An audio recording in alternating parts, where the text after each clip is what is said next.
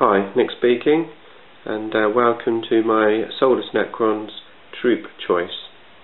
The troop choice for Necrons is quite limited. You only have one, and that is the Necron Warrior. You will see lots of these if you play Necrons. I have 60 of them, and there they are. When it came to painting these guys, I really did want them to all look the same. I didn't want to paint different coloured Necrons for different units. It does make it quite difficult to distinguish the units. I have done some subtle things with them. For example, I've used this section of the gun here to help distinguish the squads.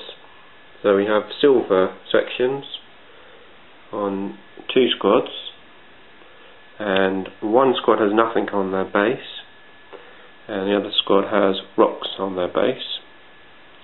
And then we go to a light green colour on the rod, and crystals on the base for one squad, and rocks on the base for the other squad. And then my third colour scheme is just a light green on the rod, and we've got rubble on the bases there, and we've got crystal on the bases there. So that effectively gives me 6 squads of 10, or I can have 3 squads of 20. So that's how I tend to distinguish the units. I did thinking about doing a different, probably can't see it here, but a different coloured logo on the front of the body, but in the end I decided just to paint those all the same. I just like the idea of just seeing loads and loads of warriors, all the same colour, just standing there. I know I've done the usual silver colour, but well, I just like it. I think it works really well. Coincides with the army really well, so why not? An actual Necron warrior itself, what do we think of it? Well, he's got a nice gun. He's got a rapid fire gun, so he can stand still and shoot 24 inches, or he can move and shoot twice at 12 inches. You aren't going to be assaulting with these guys, not only in desperate situations. And basically they're just to give out some bullets. Lots of people think 5th edition, the Gauze weapon isn't as good as it used to be. Basically any wounds of a 6 against a vehicle is now, it is a glancing hit, which now means that the best you can do is immobilise a vehicle. That's not bad really, because with everything being mech these days, immobilisation is going to do the job. It's going to stop your opponent coming close to you, as quickly anyway. So that's still quite reasonable to be able to do that. Obviously it is useful against high toughness creatures as well, being able to auto hit on a 6.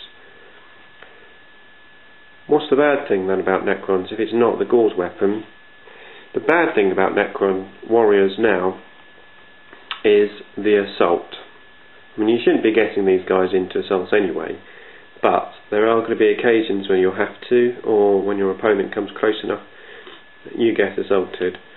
The problem is they're only initiative 2, and with the new rules, basically, if you lose your assault, you're going to lose your assault against most players nowadays. You're going to be wiped out. Initiative 2, even if you roll a 6, you're looking at initiative 8. Your average Space Marine's going to be, initiative 4. He only needs a 4, 5 or 6 and you're dead. You're wiped out. Whole squad wiped out. So, no, not good. And then obviously if you want to use a Lord, what you're going to do, you're going to stick a Lord joined with a squad of 10 warriors. If that 10 warriors get wiped out, the Lord gets wiped out too. That's a tricky one. I've only just started playing Necrons again with 5th edition. I'm still experimenting. A few new ideas going about. You'll see those in my battle reports. That's pretty much it really. You've only got one upgrade for these warriors, and that's a disruption field, which is basically like a Gauze weapon. In close combat you auto hit on 6s. Not really worth the points, 2 points each, and you're really not going to use that because you're not going to be into assault. You're not going to be there. The other thing you can do with these is you can have them in a monolith, which we'll talk about later.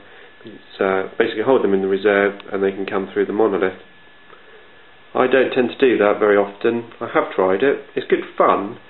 The trouble is that monolith, although it's armour 14 all round, it can be taken out, and if it is taken out and you lose a squad of warriors, that's quite devastating really.